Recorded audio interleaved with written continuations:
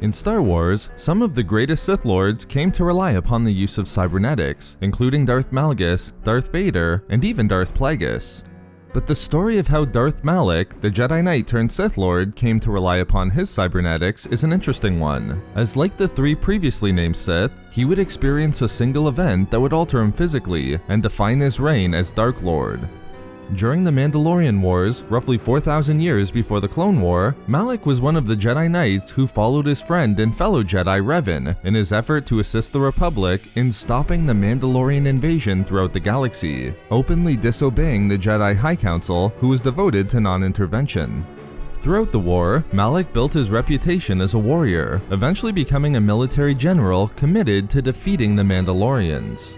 Ultimately, Malak would be instrumental in the defeat of the Mandalorians, bringing the war to an end after the Battle of Malachor V. However, Malak and Revan would not return to the Republic or Jedi Order to answer for their actions. Instead, Malak would follow Revan into the unknown regions to hunt down any surviving Mandalorians and to follow Revan's own investigation on information provided to him by Mandalore the Ultimate, potentially alluding to a far greater conspiracy. Eventually, the two Jedi Knights would discover the Sith Emperor Vitiate and a new Sith Empire upon the planet of Dromon Kos, with the Sith Lord defeating and corrupting both Malak and Revan to the dark side, becoming Darth Malak and Darth Revan. The new Sith Lords were ordered by the Emperor to locate the Rakatan Starforge to aid the Sith effort to destroy the Republic and Jedi, a mission Malak and Revan would succeed in. At this point, Malak and Revan would form their own Sith Empire, with Revan declaring himself the new Dark Lord of the Sith, and Malak becoming his Sith apprentice. Using the power of the Starforge, the two Sith declared war on the Republic and Jedi, igniting a conflict known as the Jedi Civil War.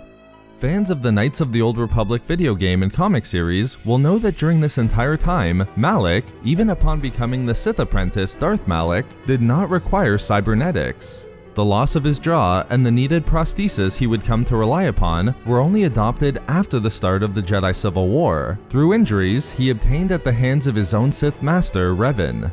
After falling to the dark side, Malak only begrudgingly accepted his place behind Revan, becoming the apprentice rather than the master. Over the course of the first year of their war against the Jedi and Republic and Malak's tutelage under Revan, Malak openly questioned the authority of his master, believing Revan was too weak to carry out their vision for the galaxy. 1 year into the war, with tensions rising between them, a confrontation upon Revan's flagship resulted in a lightsaber duel between the master and apprentice. Unfortunately, we don't know the specific details about the duel, but we do know the results. A lightsaber strike from Revan removed the entirety of Malak's jaw. The brutal injury not only solidified Revan's position as master, but it forced Malak to wear a large metal prosthesis covering the area where his jaw had once been, with cybernetics allowing him to speak in electronic tones, akin to Darth Vader. The act and adopted cybernetics would come to define Darth Malak's reign as Dark Lord, adding to Malak's already intimidating appearance.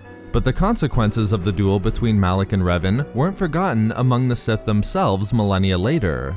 In a great connection from the Darth Plagueis novel, we see the duel between Revan and Malak and the effects it had on the apprentice be discussed by Plagueis and Sidious. 3 decades before the start of the Clone War, Darth Plagueis was attacked by Maladian assassins as he was being granted membership into one of the galaxy's most exclusive and influential social orders, the Order of the Canted Circle. Plagueis would ultimately survive, but during the assault, he suffered serious injuries. Just like Malak, Plagueis lost a large portion of his lower face through an assassin's decapitator disc. 1 month after the attack, Plagueis ordered his apprentice Sidious to join him on the planet of Moonalist. During that month, Sidious couldn't help but wonder if the attack weakened his master, not just because of the serious injury sustained, but if Plagueis was now lesser in the Force due to the loss of so much of his physical body. Plagueis immediately sensed the thoughts of his apprentice as he appeared before him with his mouth, chin, and neck concealed by a breath mask. Without hesitation, Plagueis made it clear the attack did not result in him becoming diminished in the Force.